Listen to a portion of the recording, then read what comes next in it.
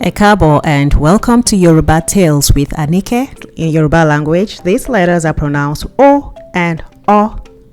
They may look similar, but one has an accent mark under it, which makes a big difference when you use them in words. The letter O and O, as you can hear, they have distinct sounds. So let's look at some Yoruba words that have this alphabet and how you can distinguish between the two when using words in Yoruba. The first word is owo and the next word is owo. Hear the sounds and the differences in meaning. Owo means money and owo is hand. The next words, ole and ole. Ole is a thief and ole is somebody who is lazy. Next we have odo, which means a river, and odo means bachelor.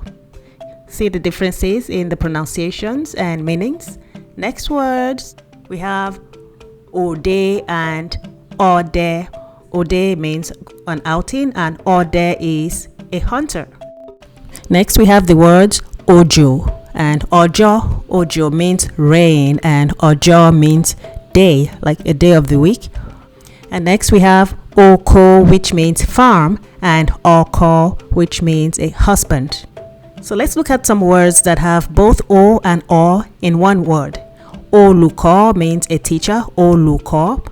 Oruko means name. Odabo means goodbye. Thank you so much for watching. Come back for more lessons. Don't forget to subscribe to the channel and like the video, share, and leave a comment. Thank you.